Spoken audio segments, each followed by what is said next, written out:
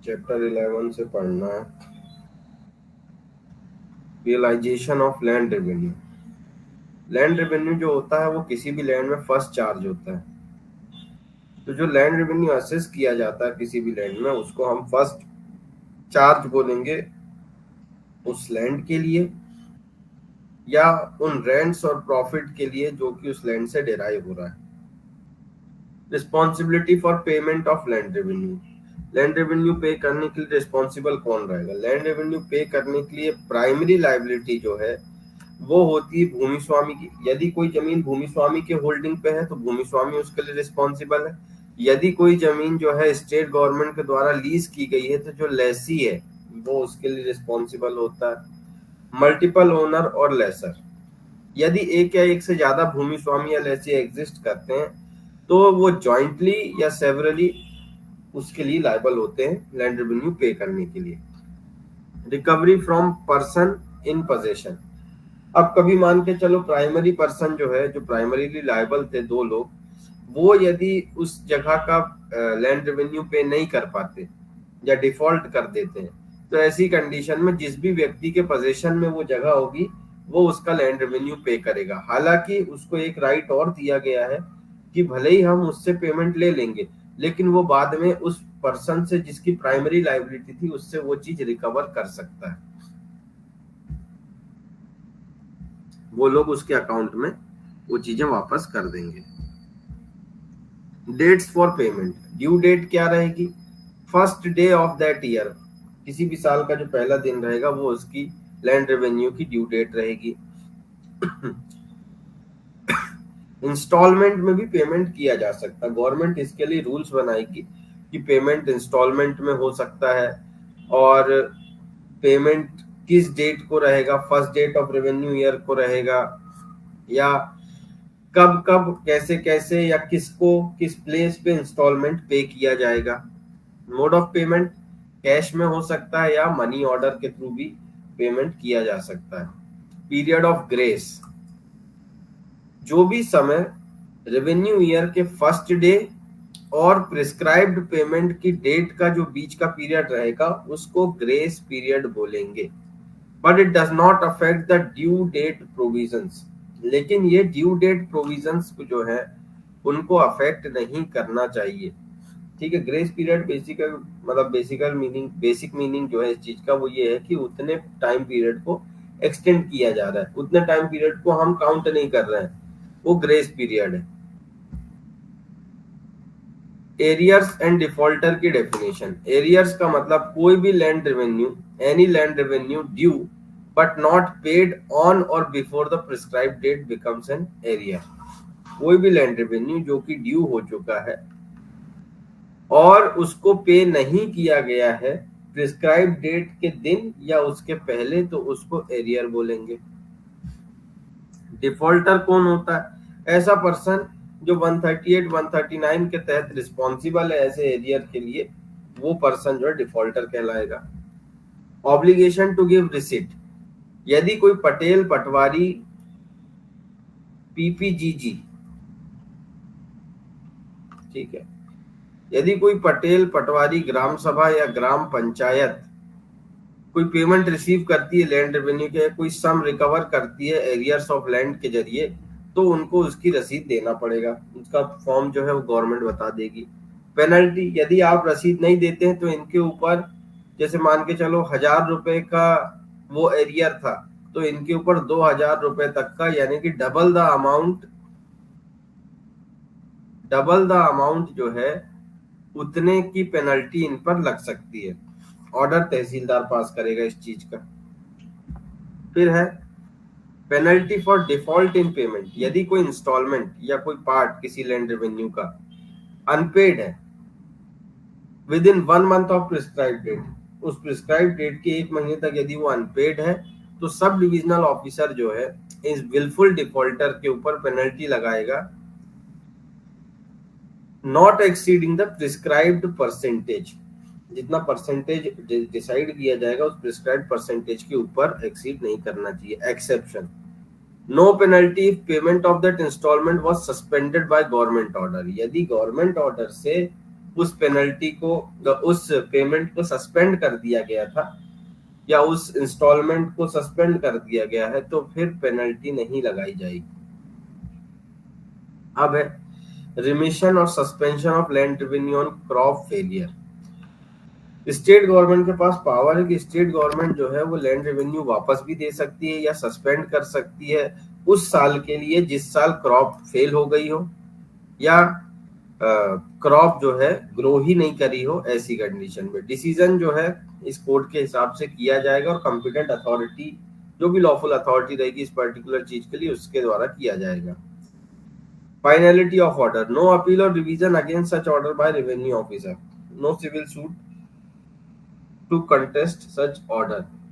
दो चीज इसमें बोला है, यदि ऐसा कोई डिसीजन लेता है कोई रेवेन्यू ऑफिसर तो उसमें ना तो कोई अपील ना रिवीजन हो सकता है, ना ही कोई सिविल केस लगाया जा सकता है।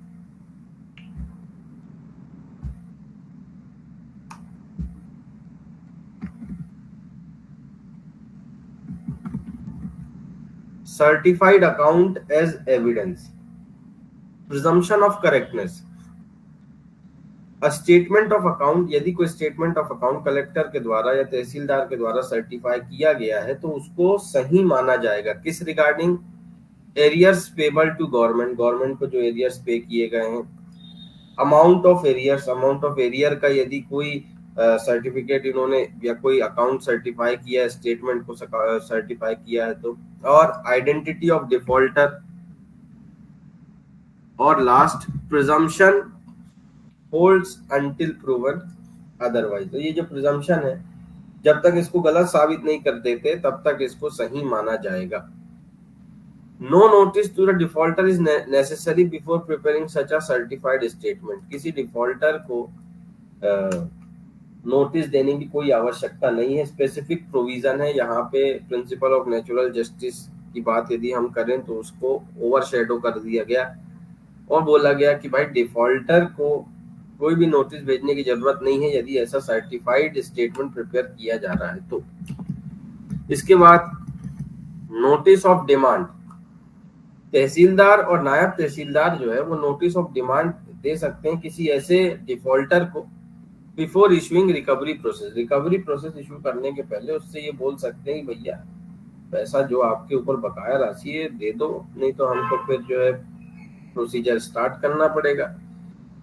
अब 147 process for recovery of arrears.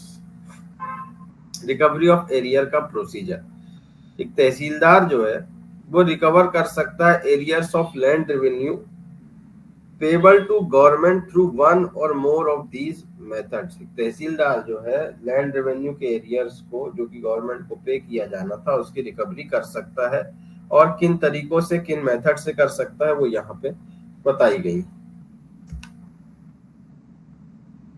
जैसे attachment and sale of movable property, movable property को अटैच करके बेच देगा।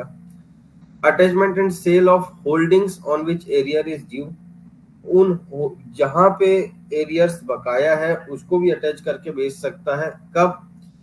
यदि होल्डिंग में मल्टीपल सर्वे और प्लॉट नंबर है तो केवल उन्हीं को बेचेगा जो जिससे रिकवरी आना है, सबको नहीं बेचेगा। Restriction, no holding can be sold for recovery of dues of a cooperative society without first following section 154A।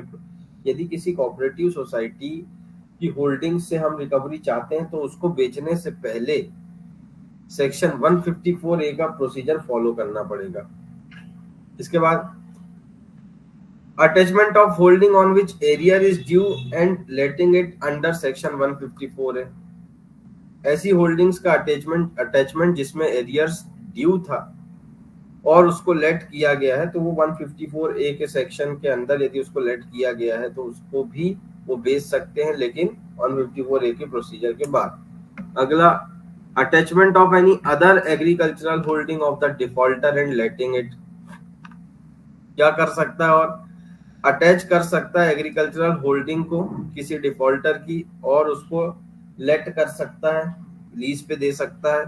अगला attachment and sale of any other immovable property of defaulter, defaulter की कोई other property को भी attach करके cell कर सकता है। बीच के 2 क्लॉज में उनने क्या बोला है कि किराए पे दे सकता है होल्डिंग्स को 154A 154A के अंडर।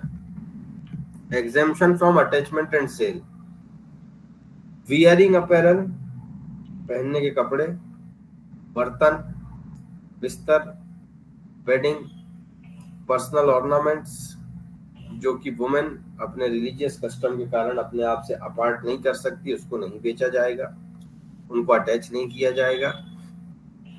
टूल्स ऑफ आर्टिसंस, जो हमारे अलग अलग काम करने वाले लोग हैं उनके जो भी टूल्स होते हैं वो। Implements of husbandry, essential cattle और सीड्स फॉर लिवलीहुड, ये सारी चीजों को भी नहीं बेचेगा।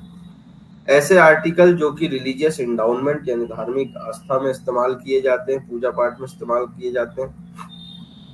House and other buildings belonging and occupied by agriculturist, ऐसे घर या ऐसी बिल्डिंग्स जो कि एग्रीकल्चरिस्ट किसान को बिलोंग करती हो, उसको भी नहीं बेचा जाएगा। Additional restrictions, no attachment and sale of holding where defaulter hold, ना अटैचमेंट होगा ना होल्डिंग को सेल किया जाएगा जहां पे डिफॉल्टर के पास किसी शेड्यूल एरिया में 6 हेक्टेयर या उससे कम की जगह है या 4 हेक्टेयर या उससे कम की जगह है अदर एरिया में। शेड्यूल एरिया का मतलब ऐसा एरिया जिसको कि paragraph 6 5th schedule constitution of India के अंदर शेड्यूल एरिया डिक्लेयर किया गया है। Cost recoverable as part of area. तो नोटिस ऑफ डिमांड जो हमने भेजा उसको सर्विस, उसकी सर्विस में जितना कॉस्ट लगा या कोई प्रोसेस हम लोगों ने इशू करवाई रिकवरी की, तो उसकी प्रोसेस में जितना भी पैसा लगा वो सब हम रिकवर करेंगे as a part of arrear, arrears का ही वो पार्ट रहेगा। 149 enforcement of process in other district. तो ये क्या कह रहा है?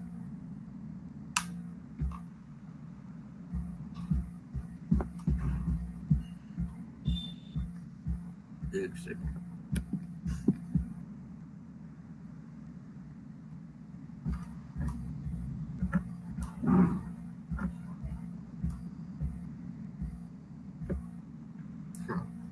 ये कह रहा है जो रिकवरी की प्रोसेस हम सेक्शन 147 क्लॉज ए से क्लॉज ए और क्लॉज सी में बताए उसको उस डिस्ट्रिक्ट में किया जा सकता है जहां पर डिफॉल्ट हुआ है या किसी अदर डिस्ट्रिक्ट में भी किया जा सकता है। Payment under protest and suit for recovery, payment before sale, ऐसा पर्सन जिसके अगेंस्ट रिकवरी की प्रोसीडिंग स्टार्ट कर दी गई है वो क्लेम्ड अमाउंट को पे कर सकता है प्रॉपर्टी सोल्ड होने के पहले along with a return protest, एक रिटर्न प्रोटेस्ट जिसमें वो खुद की ऑथराइज्ड एजेंट की साइन कराएगा और प्रोसीडिंग जो है तब स्टे कर दी जाएगी। आप लोगों ने एक वर्ड सुना है प्रोटेस्ट पिटीशन, क्या होता है बताइए? प्रोटेस्ट पिटीशन क्या होता है?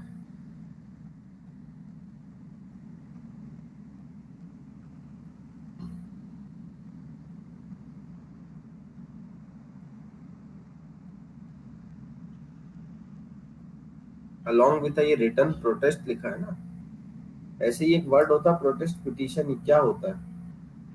बिना गूगल करे बता पाए तो बताएं।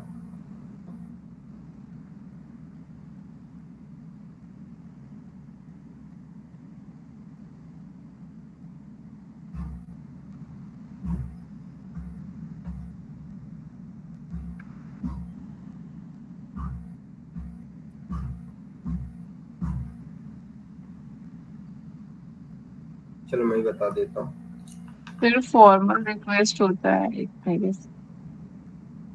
नहीं, प्रोटेस्ट पिटीशन का मतलब ये होता है कि जब चार्जशीट पेश की जा रही है और चार्जशीट में चार्जशीट में पुलिस का ये कहना है कि भाई इसके खिलाफ कोई केस नहीं बनता, यानी पुलिस क्लोजर पेश करना चाहती है, ठीक है?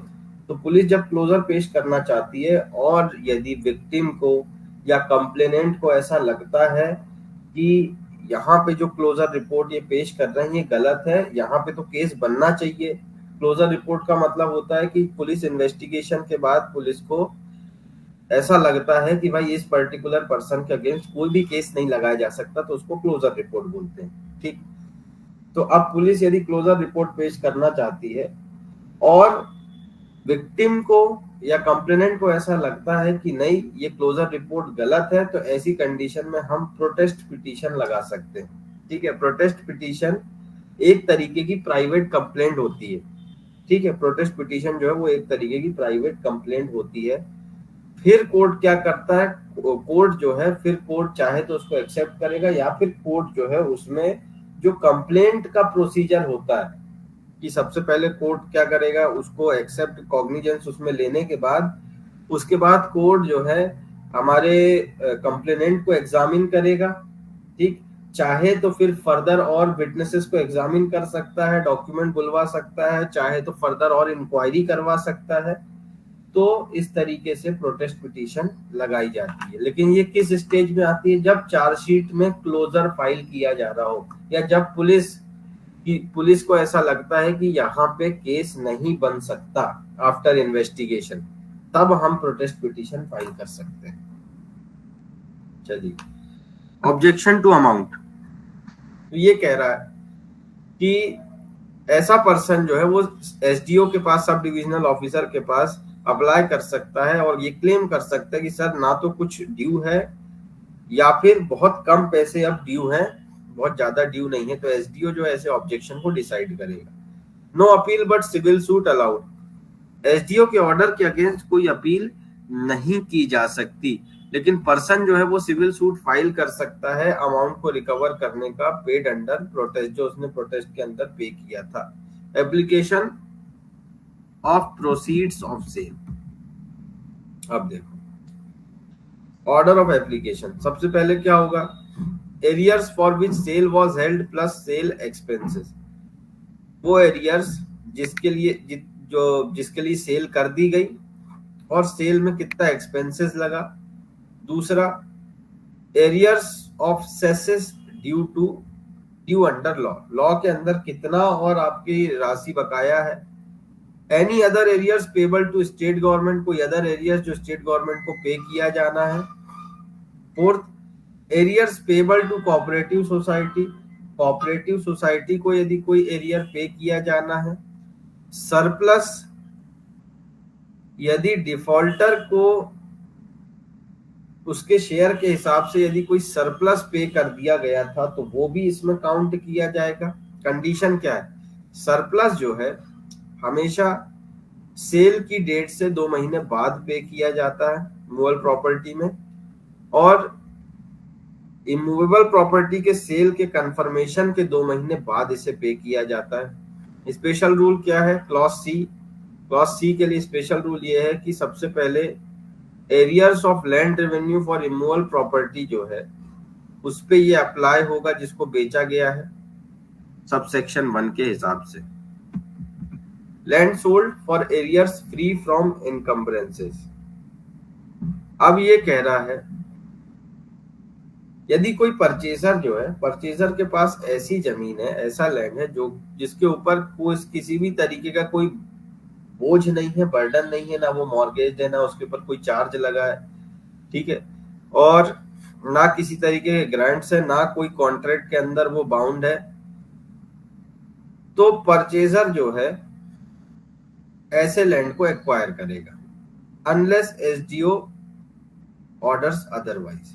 ट्रीज एंड प्रोड्यूस, ट्रांसफर और कॉन्ट्रैक्ट रिलेटेड टू ट्रीज और देयर प्रोड्यूस बिलोंगिंग टू भूमि स्वामी are considered part of the land for this provision. इस प्रोविजन के लिए यदि ट्रांसफर या कोई कॉन्ट्रैक्ट किया गया है ट्री या उसके प्रोड्यूस, ट्री या उससे जो फल होते हैं उनके रिलेशन में, तो उसको भी लैंड का पार्ट माना जाएगा। अब परचेजर का टाइटल, एक बार यदि इमूवेबल प्रॉपर्टी एब्सोल्यूट हो गई, एक बार यदि इमूवेबल प्रॉपर्टी का सेल जो है वो एब्सोल्यूट हो गया, तो परचेजर का जो टाइटल है वो डेट ऑफ सेल से उसका मान लिया जाएगा, ना कि डेट ऑफ कंफर्मेशन से। ठीक है, प्रॉपर्टी बेची गई, प्रॉपर्टी बेचने के बाद जो है जब एक बार कंफर्म हो गया कि हाँ अब ये फुल्ली जो है ये बिक चुकी है, तो ऐसी कंडीशन में जो परचेजर है जिसने उस प्रॉपर्टी को खरीदा है उसके लिए डेट ऑफ सेल से उसका टाइटल अनाउंस करवा दिया जाएगा। Purchaser not liable for past land revenue, purchaser जो है वो प्रीवियस लैंड रेवेन्यू के लिए लायबल नहीं रहेगा। ऐसा पर्सन जिसका नाम सर्टिफिकेट ऑफ परचेज में लिखा है वो लायबल नहीं रहेगा प्रीवियस लैंड रेवेन्यू के लिए। डेट ऑफ सेल से पहले जो भी लैंड रेवेन्यू हुए हैं उसके लिए वो पर्सन लायबल नहीं है।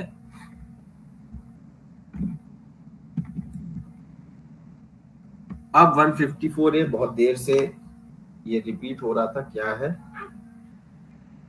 Power of tehsildar to let out holding. ठीक है, मतलब ये कह रहा है, एक सेकंड रुको,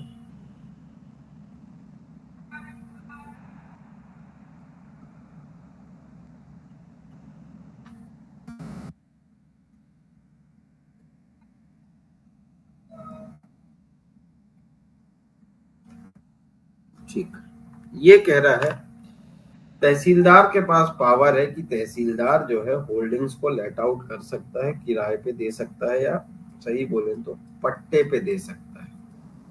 ठीक, लीज पे। कब एप्लीकेबल होगा? यदि किसी होल्डिंग्स पे एरियर्स ड्यू हैं या मनी रिकवर होना है as an arrear under section 155 तब देगा। दूसरा, आफ्टर अटैचमेंट, जब कोई प्रॉपर्टी 147B जहां पे कोऑपरेटिव सोसाइटी के ऊपर ड्यूज है, और सेक्शन 147BB और 147BBB इन पे यदि कोई प्रॉपर्टी को अटैच किया गया है तब वो क्या कर सकता है, तब उसके पास पावर है कि वो उसको लेट आउट कर सकता है, पट्टे पर दे सकता है। तहसीलदार जो है ऐसी होल्डिंग्स को और another agricultural holding of the, या फिर डिफॉल्टर की कोई अदर एग्रीकल्चरल होल्डिंग को किसी अन्य पर्सन को जो कि डिफॉल्टर नहीं है उसको लेट आउट कर सकता है, पट्टे पर दे सकता है। लीज पीरियड जो है मैक्सिमम 10 साल का रहेगा अगले एग्रीकल्चरल ईयर से। टर्म्स और कंडीशन कलेक्टर फिक्स करेगा। स्पेशल रिस्ट्रिक्शन, जो भूमि स्वामी है, यदि ऐसे भूमि स्वामी का लैंड है जो कि एबोरिजिनल ट्राइब से आता है अंडर सेक्शन 165(6), तो उसकी जगह को या उसके लैंड को किसी नॉन ट्राइबल को आप नहीं दे सकते। ठीक है, एबोरिजिनल ट्राइब से आने वाला यदि कोई भूमि स्वामी है तो उसके लैंड को आपको किसी नॉन ट्राइबल को नहीं देना है, किसी ट्राइबल को ही देना पड़ेगा। इसके बाद liability not affected, letting out does not remove liability of person responsible for arrears or money under section 155। यदि हम लेट आउट कर भी देते हैं, यदि वो पट्टे पर जमीन चले भी जाती है तो इसका मतलब ये नहीं है कि आज जिसके ऊपर किराया लगा हुआ था या जिसके ऊपर एरियर्स अभी ड्यू है वो उसका भुगतान नहीं करेगा। रिस्टोरेशन आफ्टर लीज, जैसी लीज खत्म हो जाएगी तो होल्डिंग्स जो है वो रिस्टोर कर दी जाएगी उस कंसर्न पर्सन को जो कि फ्री फ्रॉम एरियर्स और मनी क्लेम है। यदि अब इसने पैसे वैसे का सब भुगतान कर दिया है तो लीज खत्म होने के बाद इसको वो जगह वापस मिल जाएगी। Exception does not apply where dues of cooperative society are not fully satisfied by lease expiry. ये वहां पे अप्लाई नहीं होगा जहां पे कोऑपरेटिव सोसाइटी के जो ड्यूज है यदि वो फुल्ली सेटिस्फाइड नहीं हुए हैं तो। ठीक, अब है money recoverable as arrears of land revenue. तो फॉलोइंग चीजें जो हैं उसको सेम मैनर में एरियर्स ऑफ लैंड रेवेन्यू के हिसाब से जो है रिकवर किया जा सकता है। कैसे? कौन कौन सी चीजें? जितने भी रेंट्स हैं, royalties, water rates, सेसेस, fees, charges, Primia, penalties, fine, cost, section 58(2) के अलावा जो कि इस कोड के अंदर पेबल है या अदर लॉ के अंदर पेबल है। Money due to state government under grant lease और कॉन्ट्रैक्ट, ग्रांट लीज और कॉन्ट्रैक्ट के अंदर यदि कोई मनी स्टेट गवर्नमेंट को ड्यू है तो वो, यदि किसी कॉन्ट्रैक्ट ऑफ गारंटी के अंदर जहां पे ऐसी रिकवरी प्रोवाइड की जा रही है कोई मनी स्टेट गवर्नमेंट के द्वारा गारंटी की गई है तो वो, फिर sum declared by this code और other law to be recoverable as arrear, ऐसे सम जिसको एज एन एरियर रिकवर किया जाना है वो, amount ordered by liquidator of cooperative society to be recover as contribution to asset और cost of liquidation. Liquidator जो होता है यदि उसके द्वारा कोऑपरेटिव सोसाइटी का जो लिक्विडेटर है उसने यदि रिकवरी का कोई अमाउंट डिसाइड किया है या ऑर्डर किया है तो वो, और money payable to Chhattisgarh state agro industries, Chhattisgarh state agro industries development corporation limited को जो मनी पे किया जाना है, फॉर व्हाट, किस चीज के लिए, for penalties cost of agriculture implements और मटेरियल सोल्ड, जो पेनल्टीज लगी हैं या जो एग्रीकल्चरल इम्प्लीमेंट जो आपने मटेरियल वहां से खरीदा है, जो आपने सामान वहां से खरीदा है उस चीज का कॉस्ट, यदि आपने कोई लोन ले रखा है या कोई अमाउंट ड्यू है लीज कॉन्ट्रैक्ट और एग्रीमेंट के तहत उसके रीपेमेंट के लिए, पर यहाँ पे मैनेजिंग डायरेक्टर के सर्टिफिकेट की आवश्यकता पड़ेगी। इसके बाद ऐसा मनी जो कि छत्तीसगढ़ लघु उद्योग निगम लिमिटेड और छत्तीसगढ़ औद्योगिक विकास निगम लिमिटेड को दिया जाना है, पे किया जाना है, किस चीज के लिए, for service charge, penalties, interest या मशीनरी मटेरियल सोल्ड जो हुआ इंडस्ट्रियल प्रोसेस में उसके कॉस्ट के लिए। दूसरा, जो भी रेंट या कॉस्ट बिल्डिंग जो हमने हायर करे थे या बिल्डिंग जो हमने बेचे थे उसका जो रेंट है जो कॉस्ट है वो उसके लिए। और लोन रीपेमेंट या ड्यूज रीपेमेंट, यदि लीज कॉन्ट्रैक्ट एग्रीमेंट के अंदर कोई लोन है या कोई ड्यूज है तो उसके रीपेमेंट के लिए। इसमें भी मैनेजिंग डायरेक्टर के सर्टिफिकेट की आवश्यकता पड़ेगी। अगला, money payable to Chhattisgarh lift irrigation corporation limited, Chhattisgarh lift irrigation corporation limited जो है यदि उसको कोई मनी पे करना है तो वो, जैसे किस चीज के लिए, construction of charge of tube wells यदि उन्होंने कंस्ट्रक्शन करे हो तो उसमें जितना पैसा लगाओ, वाटर रेट्स फॉर इरिगेशन खेती में जो पानी का उपयोग किया गया है, ड्यूज, और यदि कोई लीज एग्रीमेंट और कॉन्ट्रैक्ट के अंदर कोई ड्यूज है तो वो, पर उसमें भी मैनेजिंग डायरेक्टर के सर्टिफिकेट की आवश्यकता पड़ेगी। अब है रिकवरी फ्रॉम श्योरिटी। एक श्योरिटी जो है इस कोड के अंदर या किसी अदर इनेक्टमेंट में या ग्रांट में या लीज में या कॉन्ट्रैक्ट में वो लायबल होगा रिकवरी प्रोसीडिंग के लिए if he fails to pay the amount he is bound to pay under his surety bond। यदि वो अपने श्योरिटी बॉन्ड के अंदर जितना अमाउंट पे करने के लिए बाध्य किया गया है यदि वो उतना अमाउंट पे नहीं करता तो वो भी इस कोड के अंदर लायबल पर्सन माना जाएगा। कर देता है तो फिर लायबल नहीं है।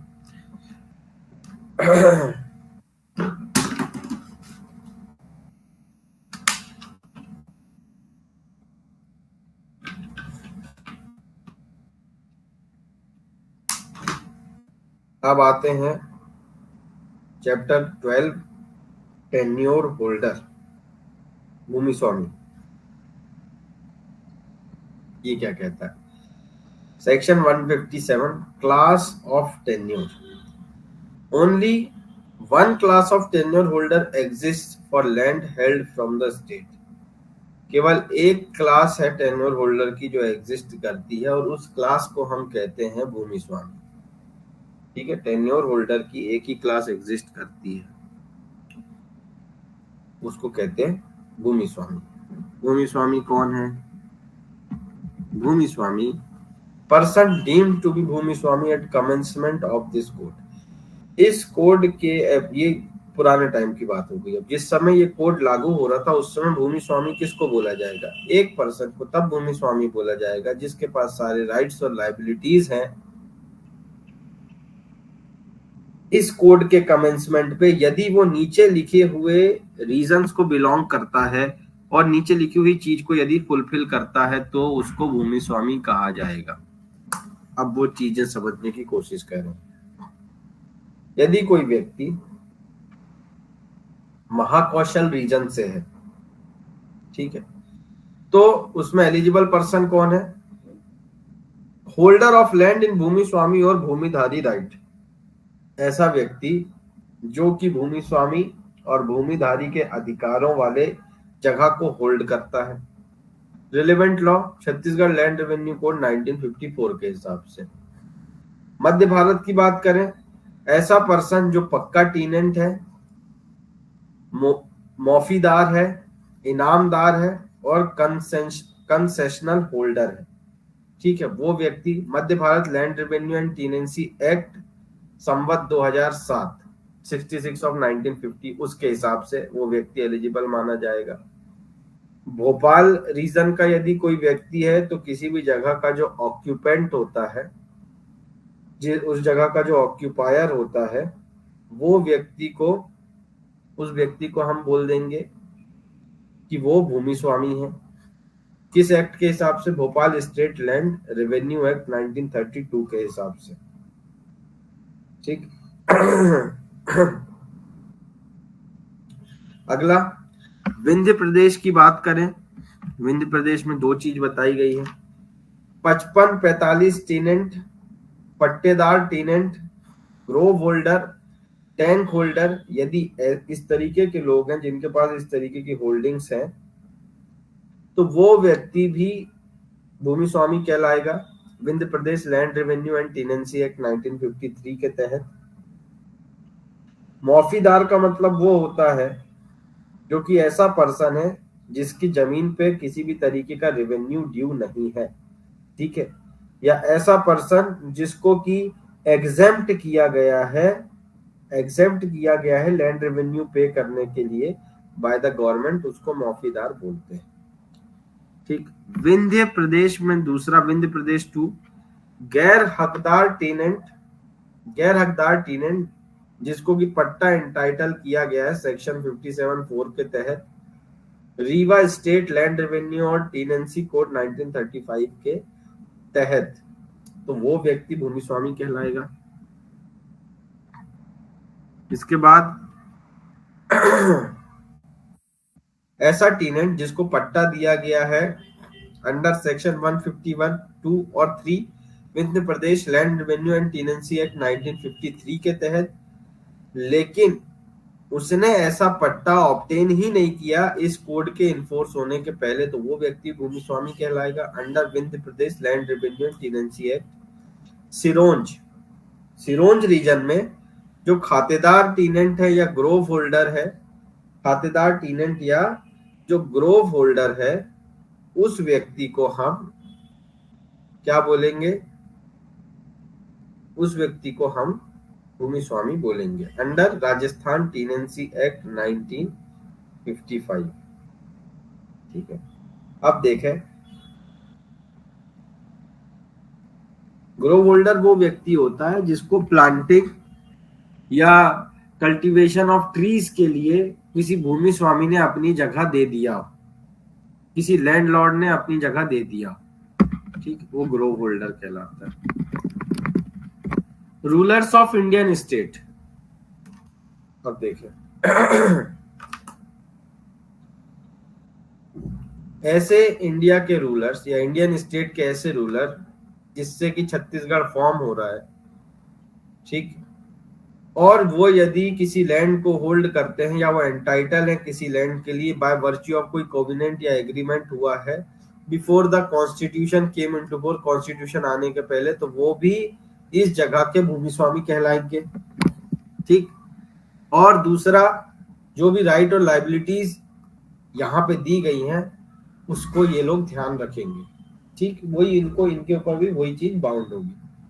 रूलर एंड इंडियन स्टेट का वही मीनिंग होगा जो आर्टिकल 366 के 22 और 15 ऑफ कॉन्स्टिट्यूशन में देकर रखा है।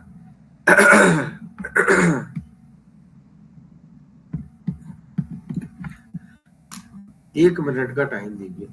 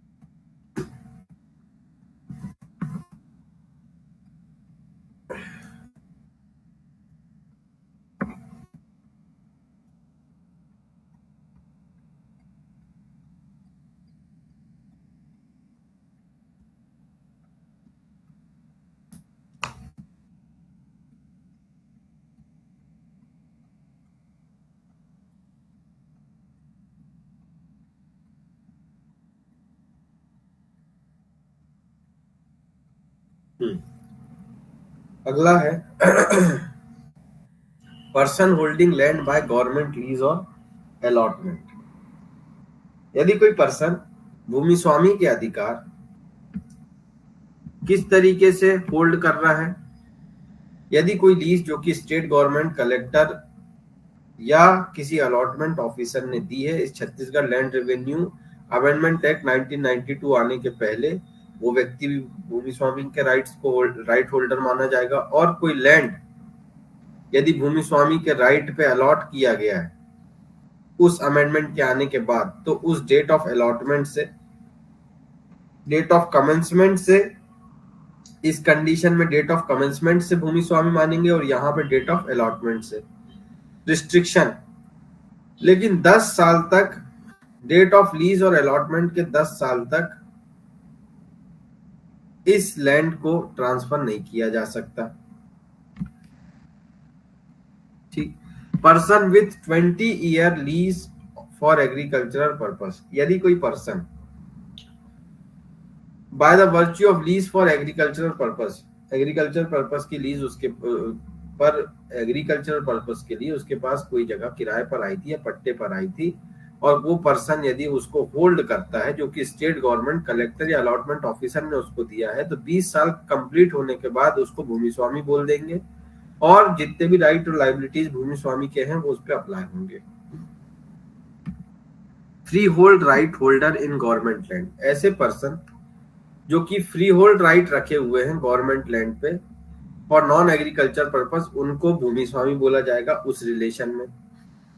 अब लैंड रेवेन्यू पेबल बाय भूमि स्वामी, भूमि स्वामी के द्वारा भी लैंड रेवेन्यू पे किया जाएगा। हर एक पर्सन जो कि भूमि स्वामी बन चुका है 158 के अंदर, वो लैंड रेवेन्यू पे करेगा if earlier paying land revenue pay the sum amount as before. यदि वो पहले लैंड रेवेन्यू पे कर दे रहा है तो जो पुराना अमाउंट है उसी तरीके से पे होगा। यदि वो रेंट पे कर रहा है, सॉरी, यदि वो पहले से लैंड रेवेन्यू पे करता आ रहा है तो वो वही अमाउंट पे करेगा जो पहले पे कर रहा था। यदि वो पहले रेंट पे करता था तो वो उतना अमाउंट पे करेगा that is equal to that rent as land revenue, जो लैंड रेवेन्यू के रूप में उस रेंट के बराबर है, उतना अमाउंट उसको पे करना पड़ेगा। इसके बाद 160 revocation of exemption from land revenue, Murphy या इनाम लैंड। ठीक है, यानी कि मॉफी यानी कि जहां पे आपको रेवेन्यू पे नहीं करना रहता, आपको गवर्नमेंट ने एग्जेम्प्ट कर दिया है कि आपको रेवेन्यू पे करने की जरूरत नहीं है। या दूसरा इनाम लैंड, नाम पे यदि कोई जगह मिली है तो क्या बोल रहा है, उसके एग्जेम्पशन का रिवोकेशन कह रहा है। जनरल रूल ये कहता है कि मॉफी और इनाम लैंड जो है जिसको अर्लियर एग्जेम्प्ट किया गया था लैंड रेवेन्यू पे करने से अंडर स्पेशल गवर्नमेंट ग्रांट्स या कोई एग्जिस्टिंग लॉ या किसी अदर इंस्ट्रूमेंट के द्वारा, shall become liable to full, अब वो लायबल हो गए हैं फुल लैंड रेवेन्यू पे करने के लिए from the start of next revenue year after this code comes into force. जब से ये कोड अप्लाई हो जाएगा तो अब अगले साल से उनको पूरा लैंड रेवेन्यू पे करना पड़ेगा। रिलीजियस और चैरिटेबल इंस्टीट्यूशन एग्जेम्पशन, यदि मौफी और इनाम लैंड जो है वो किसी पब्लिक, रिलीजियस और चैरिटेबल इंस्टीट्यूशन के लिए किया गया है तो स्टेट गवर्नमेंट जो है एन्युइटी ग्रांट कर सकती है। ठीक, एन्युइटी जो है वो उस अमाउंट से ज्यादा एक्सीड नहीं करनी चाहिए जितना अर्लियर एग्जेम्पशन इनका, जितना अर्लियर एग्जेम्प्टेड अमाउंट था, और must be reasonable for proper maintenance, upkeep और सर्विस कंटिन्यूएशन। वो रीजनेबल होना चाहिए ताकि उसका प्रॉपर मेंटेनेंस किया जा सके, ताकि वो सर्विसेज को कंटिन्यू किया जा सके। कंडीशन एंड रिवीजन, एन्युइटी जो है वो प्रिस्क्राइब्ड कंडीशन, जो कंडीशन रूल बना के बताई जाएगी स्टेट गवर्नमेंट के द्वारा, उसको ध्यान में रखते हुए की जाएगी और उसको स्टेट गवर्नमेंट रिवाइज और विड्रॉ कर सकती है। स्टे ऑन रिकवरी, यदि कोई एप्लीकेशन सबसेक्शन 2 के अंदर की गई है तो लैंड रेवेन्यू की रिकवरी जो है वो स्टे कर दी जाएगी जब तक एप्लीकेशन डिसाइड नहीं हो जाती। 161 reduction of revenue during currency of land revenue assessment. Ground of reduction, collector जो है वो रिड्यूस कर सकता है रेवेन्यू को ड्यूरिंग एन ऑनगोइंग, यदि किसी ऑनगोइंग असेसमेंट में भूमि स्वामी की एप्लीकेशन पर या खुद से स्वतः कलेक्टर जो है क्या कर सकता, किसी रेवेन्यू को रिड्यूस कर सकता है। कब कर सकता है? ग्राउंड्स देखो। पहला ग्राउंड है लॉस ऑफ कल्टीवेशन, यदि कोई जमीन में पूरे तरीके से या पार्शियली फ्लड के कारण या किसी और कारण, भूमि जो कि भूमि स्वामी के कंट्रोल में नहीं है, उस कारण से यदि कल्टीवेशन का नुकसान होता है तो लैंड रेवेन्यू रिड्यूस कर देगा या माफ भी कर सकता है। अगला, गवर्नमेंट इरिगेशन सोर्स डिसरिपेयर, ये कह रहा है state funded irrigation system no longer irrigates part whole holding parts या whole holding with enhanced revenue rate. ये कह रहा है कि यदि स्टेट फंडेड इरिगेशन सिस्टम जो है, अब यदि वो किसी पार्ट को या पूरी होल्डिंग को जिसमें एनहेंस्ड रेवेन्यू रेट्स हैं, यदि उसको इरिगेट अब ये नहीं कर रहा है, ठीक है, यानी कि गवर्नमेंट का जो इरिगेशन सिस्टम था अब वो हट चुका है, तो अब वो हट जाएगा तो फिर पूरा खर्चा भूमि स्वामी पे आ जाएगा, तो भूमि स्वामी को खुद के खर्चे से वो सब चीज इरिगेशन की प्रक्रिया को पूरा करना पड़ेगा। तो ऐसी कंडीशन में भी इस कॉस्ट को मेंटेन करने के लिए क्या कर सकते हैं, वो उसको रिड्यूस कर सकते हैं, उसके रेवेन्यू को। प्राइवेट इरिगेशन फेलियर, यदि इन्होंने कोई प्राइवेट इरिगेशन सोर्स बिल्ड किया था लेकिन उससे इरिगेशन हो ही नहीं रहा, तो ऐसी कंडीशन में भी वो क्या कर सकते हैं, उसको रिड्यूस कर सकते हैं। एक्सेसिव रेवेन्यू, यदि जो रेट फिक्स किया गया था उससे ज्यादा रेवेन्यू एक्सीड कर जाता है तो भी वो उसको रिड्यूस कर सकते हैं। और रिडक्शन इन एरिया, यदि कोई होल्डिंग एरिया जो था reduced below the area for which revenue was assessed, जितने एरिया के लिए रेवेन्यू असेस किया जा सकता है यदि उसका एरिया उससे कम हो गया तो ऐसी कंडीशन में भी लैंड रेवेन्यू को रिड्यूस कर दिया जाएगा। डेट ऑफ इफेक्ट, ये रिडक्शन जो है नेक्स्ट लैंड रेवेन्यू ईयर के स्टार्टिंग से स्टार्ट हो जाएगा। रिवोकेशन ऑफ रिडक्शन, यदि कॉज ऑफ रिडक्शन जो है वो खत्म हो गया या रिमूव हो गया, मतलब अब हमारा इरिगेशन सिस्टम अच्छा हो गया या हमने ज्यादा जमीन खरीद ली है एक्सेट्रा चीजें, तो ऐसी कंडीशन में कलेक्टर जो है भूमि स्वामी को सुनने के बाद उस रिडक्शन को खत्म कर देगा, रिवोक कर देगा, और नेक्स्ट रेवेन्यू ईयर के स्टार्टिंग से वो रिवोकेशन लागू हो जाएगा। Disposal of government land,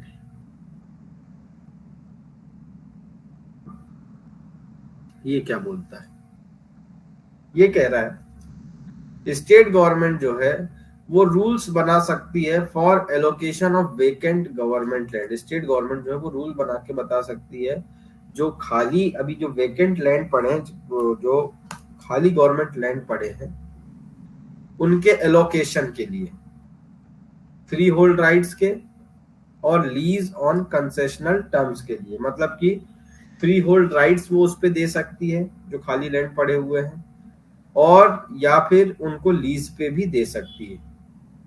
allocation जो है वो गवर्नमेंट खुद करेगी या किसी ऑथराइज ऑफिसर को बोल देगी कि भैया आप कर दो। इस तरीके से गवर्नमेंट के जो खाली लैंड पड़े हैं वो भी चले जाएंगे। अब आता है pending application for conferral of भूमि स्वामीज राइट। तो कोई भूमिधारी जो है यदि वो भूमि स्वामी राइट को कन्फर करना चाहता है, ठीक, तो उसके द्वारा जो एप्लीकेशन की जा रही है, यदि वो किसी रेवेन्यू कोर्ट, महाकौशल रीजन के किसी रेवेन्यू कोर्ट में पेंडिंग है, तो उसको फाइल करके क्लोज, या उसको या तो फाइल किया जाएगा या उसको क्लोज किया जाएगा, और जो भी अमाउंट डिपॉजिटेड था उसको रिफंड कर दिया जाएगा। ठीक है। यदि कोई भूमि धारी के द्वारा कोई एप्लीकेशन अपने भूमि स्वामी राइट्स को पाने के लिए कोई पेंडिंग है यदि रेवेन्यू महाकौशल रीजन के रेवेन्यू कोर्ट में, तो उसको फाइल किया जाएगा या उसको क्लोज किया जाएगा, और जो डिपॉजिट इसके पास जमा है वो जमा हुए डिपॉजिट को इसको रिफंड कर दिया जाएगा। अब आता है 164। 164 कहता है डिवोल्यूशन। ठीक, मतलब कि न्यागमन subject to personal laws of भूमि स्वामी, यानी कि क्या कह रहा है, जो पर्सनल लॉज में जो बातें लिखी हैं उसको ध्यान में रखते हुए जो भूमि स्वामी का इंटरेस्ट है, भूमि स्वामी की डेथ हो जाने के बाद उसके जो इनहेरिटेंस है उनके पास चला जाएगा, या उसके बाद के जो सर्वाइवर हैं उनके पास चला जाएगा, या उसने कोई विल बनाया, विल में जिसका नाम लिखा है उनके पास वो जगह ट्रांसफर हो जाएगी। Right to transfer 165। General power क्या है? सेक्शन 158 सेक्शन 168 के प्रोविजन को और इस सेक्शन को ध्यान में रखते हुए भूमि स्वामी जो है अपने इंटरेस्ट को बेच सकता है, मतलब ट्रांसफर कर सकता है। मॉर्गेज रिस्ट्रिक्शन रूल क्या कहता है? एटलीस्ट 5 एकड़ इरिगेटेड और 10 एकड़ unirrigated must remain free from encumbrance after mortgage. कम से कम 5 एकड़ इरिगेटेड लैंड या 10 एकड़ का अनइरिगेटेड लैंड वो फ्री फ्रॉम इनकम्बरेंस रहना चाहिए, ठीक, मॉर्गेज के बाद। दूसरा, यूसुफैक्चरी मॉर्गेज जो है वो 6 साल से ज्यादा का नहीं होना चाहिए। Must auto redeem without payment after expiry. ठीक है, एक्सपायरी के बाद अपने आप वो ऑटो रिडीम हो जाएगा, मतलब वापस इसको मिल जाएगा। Mortgagee must hand back position. वो तो मॉर्गेजी को करना ही पड़ेगा। मॉर्गेजी ने यदि कोई पोजीशन ले रखा है तो वो पोजीशन उसको रिटर्न करनी पड़ेगी, यदि उसने अपना पैसा पूरा उससे वसूल कर लिया है तो। If mortgagee fails to return position after expiry, tehsildar में eject as trespasser and restore land to mortgagor. यदि मॉर्गेज का अमाउंट रिकवर करने के बाद भी उस जगह से नहीं हटता है तो फिर तहसीलदार साहब जो है वो उसको हटवाएंगे। ये केवल और केवल एग्रीकल्चरल लैंड पे अप्लाई होता है। Non agricultural mortgages are excluded. Non agricultural mortgages जो है वो इस पे अप्लाई नहीं होते। Interest cap on non usufructuary mortgage. Principal amount के 50% से ज्यादा का टोटल इंटरेस्ट नहीं दिया जा सकता ऐसे लैंड से जिस पे यूसुफैक्चरी मॉर्गेज नहीं लगाया गया है। ठीक है, ऐसे लैंड जिन पर यूसुफैक्चरी मॉर्गेज नहीं लगाया गया है उसमें टोटल इंटरेस्ट जो है वो 50% ऑफ प्रिंसिपल अमाउंट से ज्यादा का नहीं होना चाहिए। ठीक। सीलिंग लिमिट रिस्ट्रिक्शन, ये क्या बोल रहा है? ये कह रहा है कि no transfer to a person whose total land self plus family after transfer exceed prescribed ceiling limit. ऐसे पर्सन को नहीं दिया जाएगा जगह जिसका की लैंड जो है या जिसकी जो जमीन है वो एक प्रिस्क्राइब्ड सीलिंग लिमिट के बियॉन्ड है, एक प्रिस्क्राइब्ड लिमिट के बियॉन्ड नहीं होना चाहिए। फैमिली के अंदर कौन कौन आएंगे? Person, spouse, minor child, parents of minor, ये सब आएंगे। एक्सेप्शन, एक्सेप्शन है पब्लिक, रिलीजियस या charitable institute, industrial purpose, diversion की परमिशन लेने के बाद, cooperative society for industrial purpose, non agricultural land और मॉर्गेजेस, ये इसके एक्सेप्शन। अगला execution of sale, execution sale restriction. No sale in execution of decree और order if buyer will exceed ceiling. यदि बायर सीलिंग लिमिट के beyond जा रहा है तो उसको बेचा भी नहीं जाएगा। ठीक, मतलब कि डिक्री या ऑर्डर हो जाने के बाद भी सेल एग्जीक्यूट नहीं करवाई जाएगी यदि बायर बियॉन्ड द लिमिट जा रहा है तो। एक्सेप्शन, कोऑपरेटिव सोसाइटी के लिए ये चीज अलाउड है 154A के प्रोसीजर को फॉलो करने के बाद। अब है 6A 6E transfer restriction for aboriginal tribes. यदि जो एरिया है वो कोई प्रीडोमिनेंटली ट्राइबल एरिया है, पहले से डोमिनेट करने वाला कोई ट्राइबल एरिया है, तो फिर नॉन ट्राइबल को किसी भी तरीके का ट्रांसफर नहीं होगा, मतलब सेल, लोन, ट्रांजैक्शन, बिल, ये नहीं होगा। दूसरा, यदि कोई अदर एरिया है तो नॉन ट्राइबल को तभी ट्रांसफर किया जाएगा जब कलेक्टर से परमिशन होगी। यदि कोई नॉन ट्राइबल भूमि स्वामी है, ठीक है, और एग्रीकल्चरल लैंड उसका नहीं है, तो वो किसी नॉन ट्राइबल को बिना कलेक्टर की परमिशन से ट्रांसफर नहीं कर सकता कोई एरिया। क्या वायलेशन है? कलेक्टर जो है, यदि आप ऐसा वायलेशन कर देते हो, इस चीज का उल्लंघन कर देते हो, तो कलेक्टर जो है वो इंक्वायर करेगा, रेटिफाई करेगा या रिजेक्ट कर देगा इस ट्रांसफर को। यदि वो रिजेक्ट कर देता है तो पोजीशन जो है वो ओरिजिनल भूमि स्वामी को रिस्टोर कर दी जाएगी। शेड्यूल एरिया में क्या इसका कार्यक्रम होगा? Transfer assess for purpose residency, adequate price, effect on socio economic, socio cultural interest, बेनामी सस्पिशन एक्सेट्रा। यदि कोई ट्रांसफर है वो किसी पर्पस के लिए असेस किया गया था, रेसिडेंसी के लिए, एडिक्वेट प्राइस के लिए,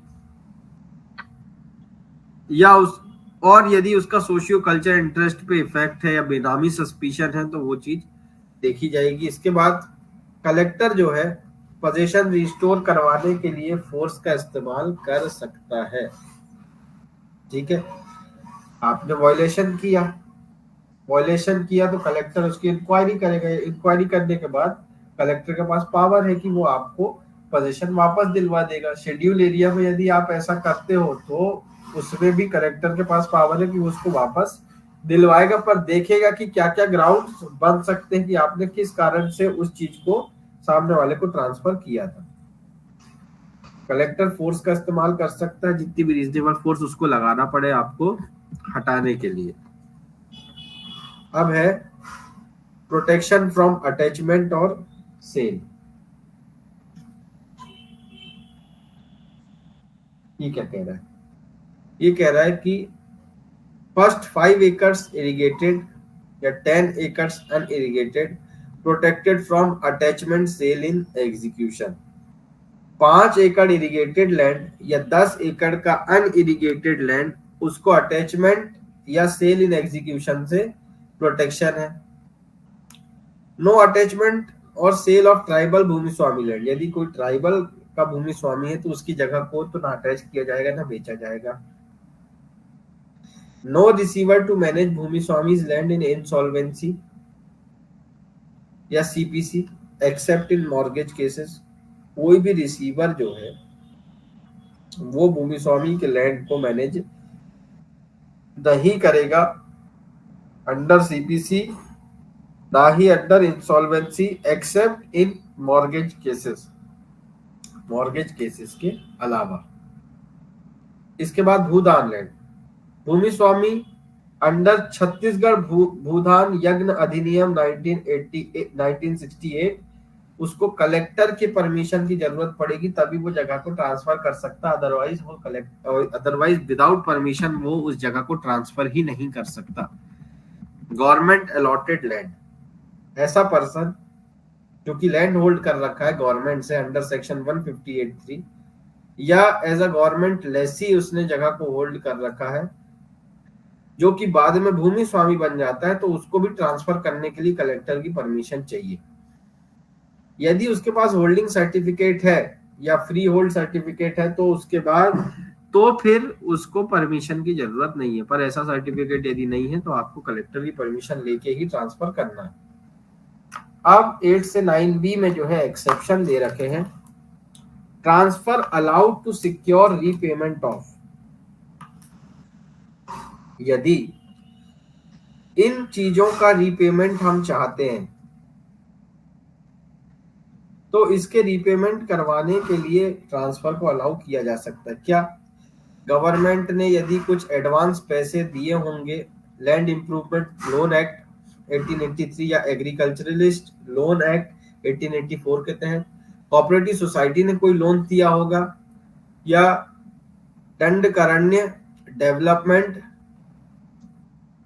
authority loans to displaced person, यदि डिस्प्लेस्ड पर्सन को यदि ऐसे कोई लोन दिए गए हो, या फिर एग्रीकल्चर या कमर्शियल बैंक लोन्स किए गए हो एग्रीकल्चर या होल्डिंग इंप्रूवमेंट के लिए, एग्रीकल्चर इंप्रूवमेंट या होल्डिंग इंप्रूवमेंट के लिए, तो ऐसी कंडीशन में उस पर्टिकुलर चीज के रीपेमेंट के लिए जो है ट्रांसफर अलाउ किया जा सकता है।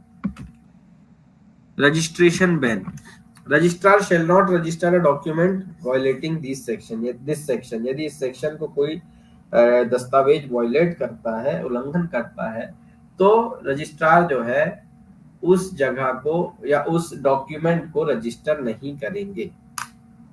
सेविंग क्लॉज, यदि इस एक्ट के या इस कोड के आने के पहले कोई ट्रांसफर हो गए थे तो वो ट्रांसफर वैलिड माने जाएंगे, और इनवैलिड जो है उसको इनवैलिड मानेंगे।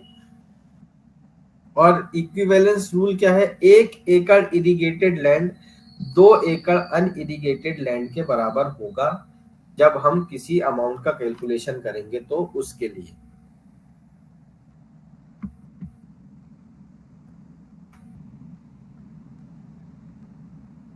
एक मिनट, कितने बच्चे हैं इसमें?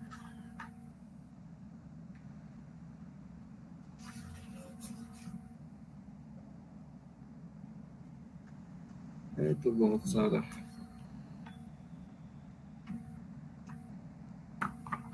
चलिए, ये कह रहा है 166 four feature in cases of certain transfer.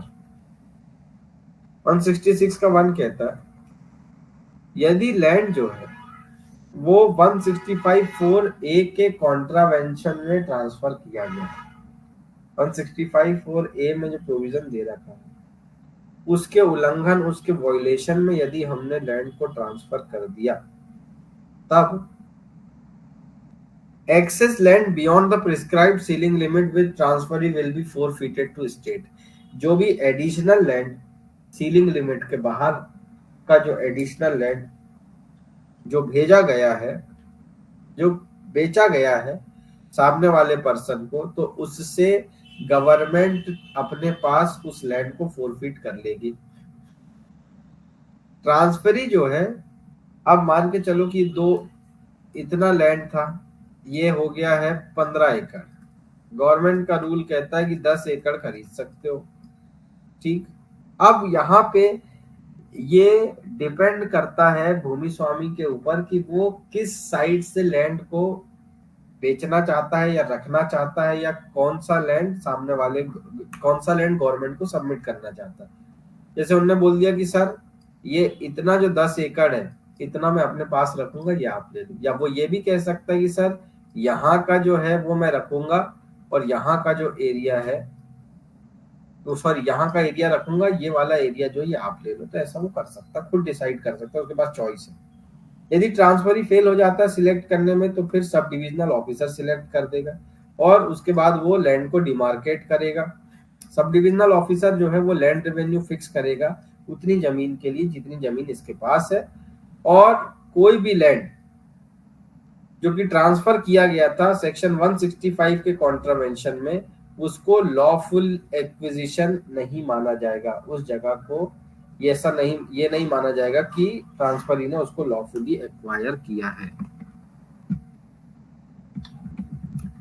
167 exchange of land. भूमि स्वामी जो है वो एक्सचेंज कर सकता है होल या पार्ट ऑफ होल्डिंग को विद अनदर भूमि स्वामी फॉर कंसोलिडेशन ऑफ होल्डिंग्स और for greater convenience in cultivation. भूमि स्वामी जो है वो एक्सचेंज कर सकता है पूरे होल्डिंग को या पार्ट ऑफ होल्डिंग को किसी अनदर भूमि स्वामी से। किस चीज के लिए?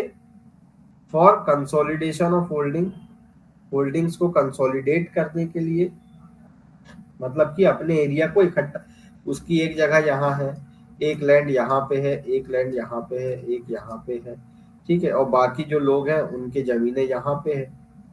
तो वो क्या बोल सकता है कि यार एक काम करो, इस वाले होल्डर को और इस वाले होल्डर को, तो ये चारों को, मतलब इतने को ये बोल सकता है, इसको इसको और इसको, कि आप जो है ये जमीन और ये जमीन ले लो और मेरे को ये जगह दे दो अपनी होल्डिंग को कंसोलिडेट करने के लिए, या अपने कल्टीवेशन में कन्वीनियंस के लिए वो ऐसा कर सकता है, जगह को एक्सचेंज कर सकता है। जब भी ऐसा एक्सचेंज होगा 165 के प्रोविजन को ध्यान में रखा जाएगा। 168 लीज। नो भूमि स्वामी shall lease land for more than 1 year and in any 3 consecutive year. कोई भी भूमि स्वामी जो है 1 साल से ज्यादा के लिए जगह लीज पे नहीं देगा किसी 3 कंसेक्यूटिव ईयर में। ठीक, 3 साल के पीरियड में आप 1 साल से ज्यादा लीज,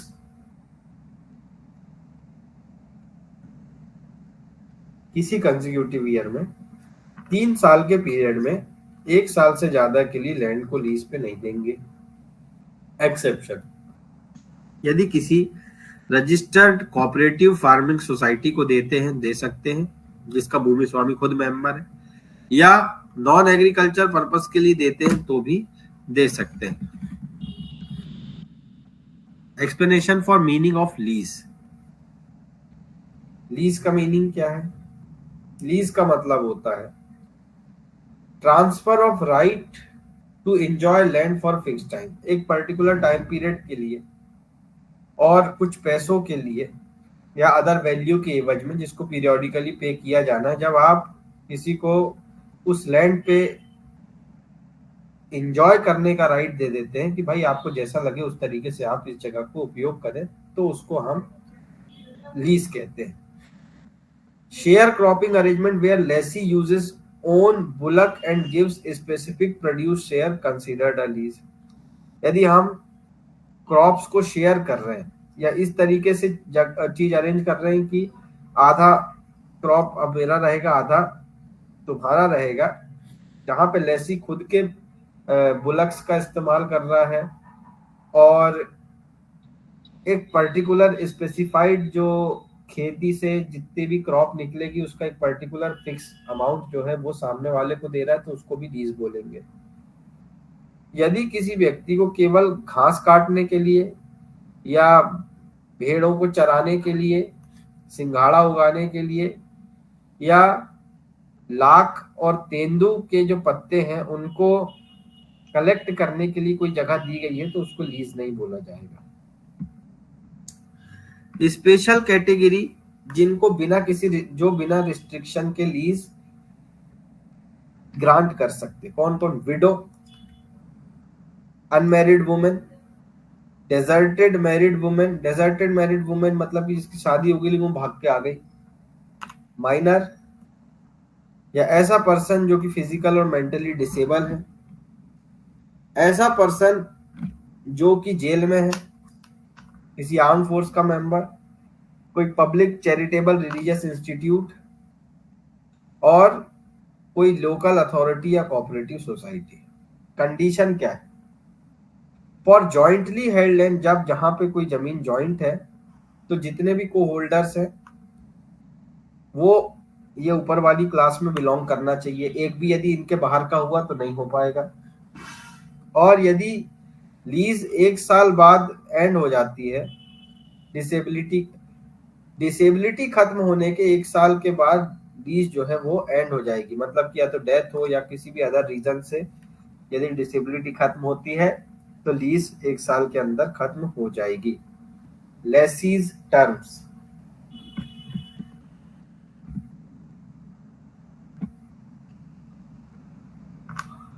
यदि लीज 168(2) के अंदर की जा रही है एग्रीड टर्म्स पे, तो वो लेसी के ऊपर अप्लाई होगी।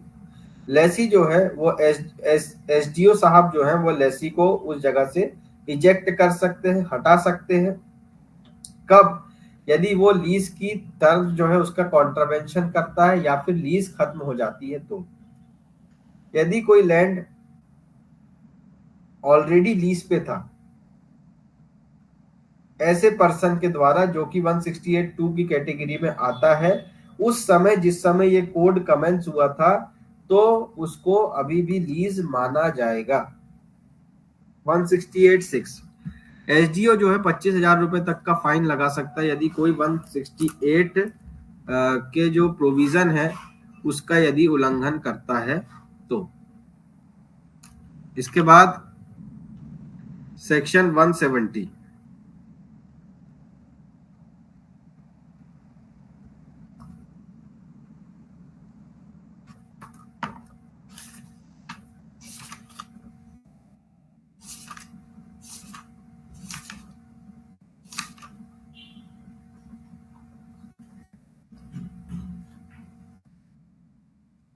कहता है avoidance of transfer in contravention of section 165। तो ये कह रहा है कि धारा 165 के उल्लंघन में किए गए अंतरण का परिवर्जन, पोजीशन ट्रांसफर इन यदि 165(6) का कोई कॉन्ट्रवेंशन कर देता है तो क्या होगा? यदि पोजीशन इलीगली ट्रांसफर कर दी गई 165(6) के तहत, तो एप्लीकेशन कौन लगा सकता है? जो भूमि स्वामी के जो लीगल एयर्स हैं, ट्रांसफर होने के पहले जो भूमि स्वामी के लीगल एयर्स थे, या ऐसा पर्सन जिसके पास वो जगह या वो पर्टिकुलर लैंड जो है वो इनहेरिट होता, वो उसके पास आता, तो वो पर्सन जो है एप्लीकेशन लगा सकते हैं। टाइम लिमिट क्या है? यदि ऐसा ट्रांसफर 1976 1 जुलाई के पहले किया गया है तो वो 31 दिसंबर 1978 तक लगा सकता है। यदि ऐसा ट्रांसफर 1 जुलाई 1976 के बाद किया गया है तो वो अगले 12 साल के दरमियान ऐसी एप्लीकेशन लगा सकता है। लेकिन एप्लीकेशन लगाएगा किसको? एप्लीकेशन लगाएगा एसडीओ साहब को, सब डिविजनल ऑफिसर। कंडीशन क्या है? Must accept liability for arrears of land revenue और अदर चार्ज ऑन लैंड। उसको ये जो भी लाइबिलिटीज होंगी लैंड रेवेन्यू के एरियर्स की और जो भी अदर चार्जेस होंगे उसको एक्सेप्ट करना पड़ेगा, और एसडीओ जो है वो रूल्स के हिसाब से उसको डिस्पोज करेंगे। 170 का 2, sale in contravention of section 165(3), यदि कोई जगह 165(3) के कॉन्ट्रवेंशन में हो गई तो कोर्ट जिसने सेल को सेट असाइड किया था, कोर्ट जिसने ऑर्डर किया था, वही इस चीज को सेट असाइड भी कर सकता है। एप्लीकेशन कौन लगा सकते हैं? भूमि स्वामी या उसके लीगल एयर्स या ऐसा पर्सन जिसके जो यदि कोई लीगल एयर नहीं होता या कोई नियरर एयर नहीं होता तो जिसके पास वो जगह आती वो भी एप्लीकेशन लगा सकता है। टाइम लिमिट सेल के 2 साल के भीतर applicant must accept liabilities for arrear और चार्जेस। ऐसा नहीं है कि अब जो भी एरियर्स और जो भी चार्जेस की लाइबिलिटीज आपके ऊपर आएगी तो आप उसको एक्सेप्ट नहीं करेंगे, वो भी आपको एक्सेप्ट करना पड़ेगा।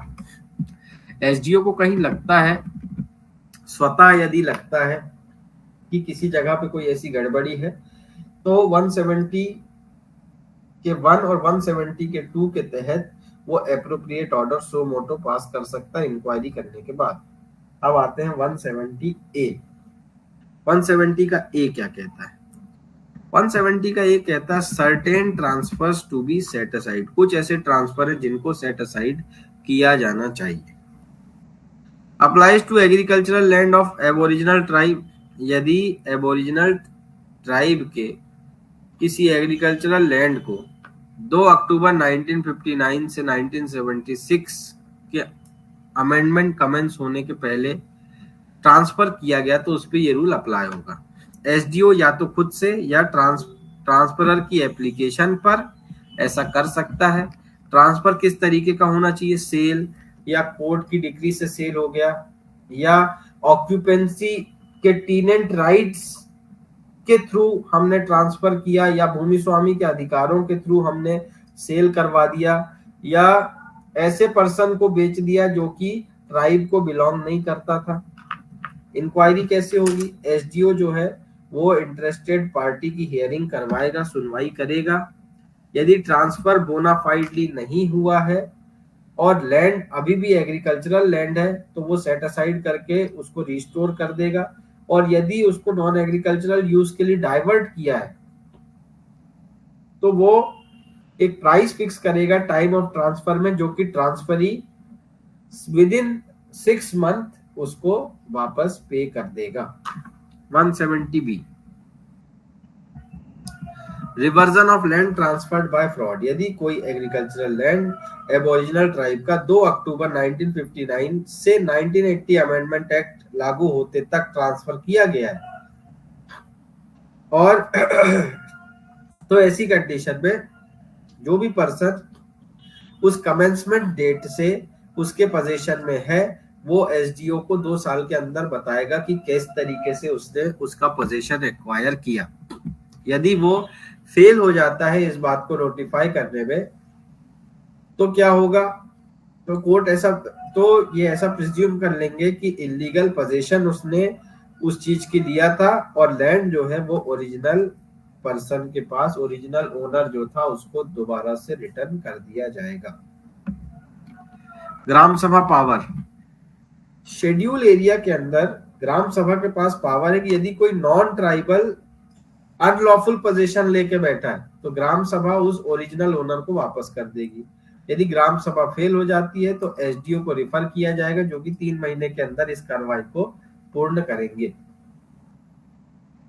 SDO inquiry outcome. यदि कोई स्ट्रक्चर नहीं मिला उसको फाइंडिंग के पहले तो लैंड जो है वो ट्रांसफरर को दोबारा वापस कर दिया जाएगा।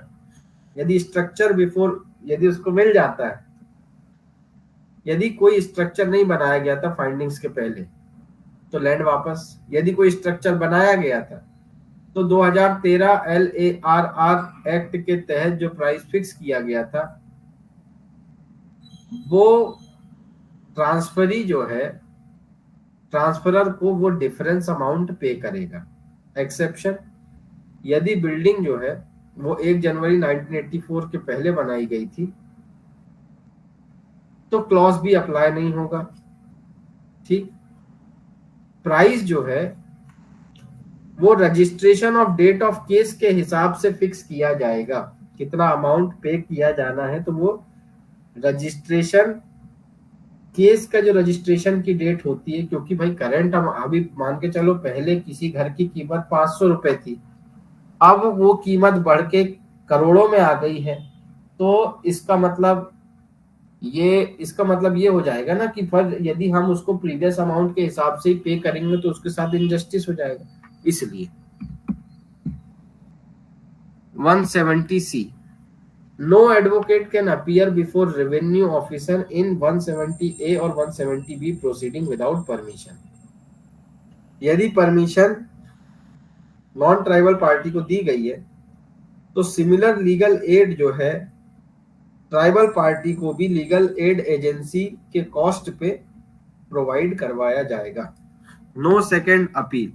जो भी ऑर्डर 170A और 170B के तहत पास किए गए हैं 24 अक्टूबर के बाद, तो उस पर किसी भी तरीके के ऐसे ऑर्डर्स में किसी भी तरीके के सेकेंड अपील नहीं की जा सकती। ठीक है, एक मिनट।